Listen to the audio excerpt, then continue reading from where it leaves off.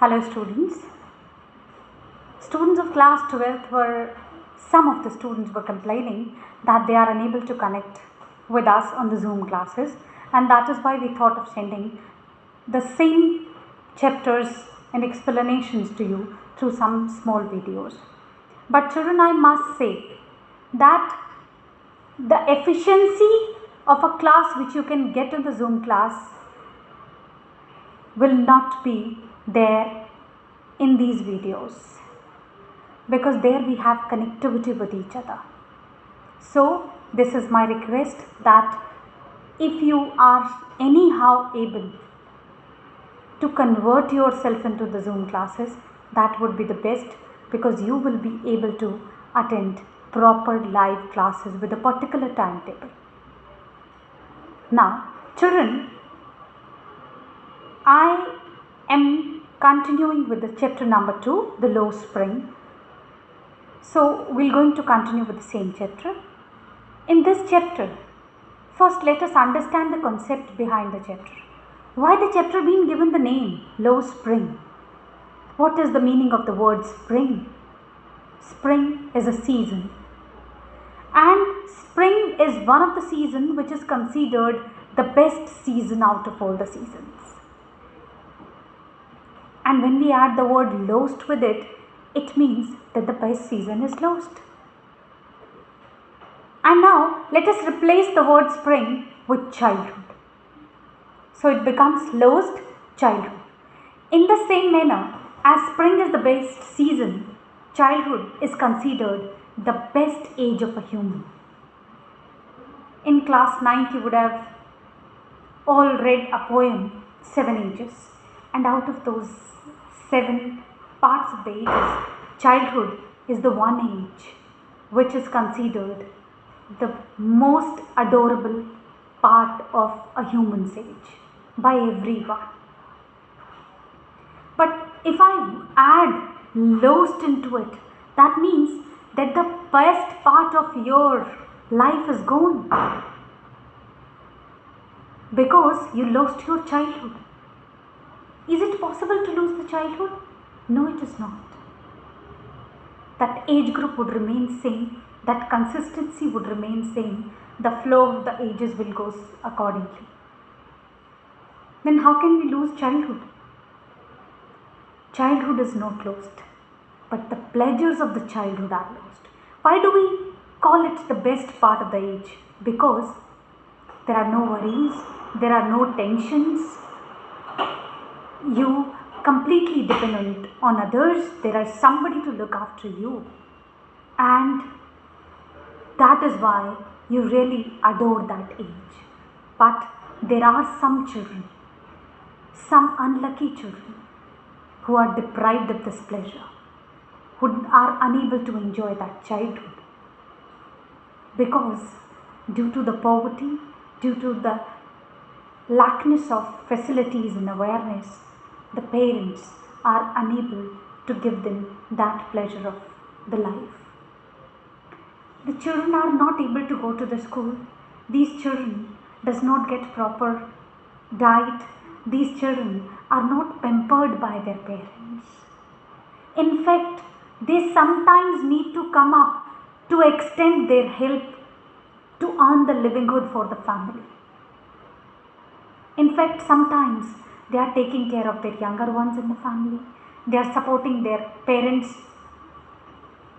for helping the family to earn the meals. And in this manner, the children lose their childhood. And that is why we call lost childhood for those children who are unable to enjoy the childhood. Now in the same manner, the narrator in this chapter has described 2 such stories of 2 different children into 2 different parts. The first part of the story is about Sahib. His complete name is Sahib Alam. Sahib was earlier living in Bangladesh with his parents, but due to the floods, they lost everything. Their houses, their fields, their work, and their food also. Because when they had nothing, so they had no money to earn the food. nothing to eat. And there, when they started dying due to starvation, what is starvation? Bhukmari.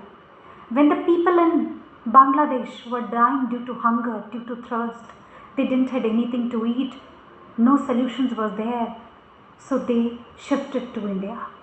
And they settled on the outskirts of Delhi in a place called Simapuri, and they started working as rag pickers because they were not educated, so they could not get any job.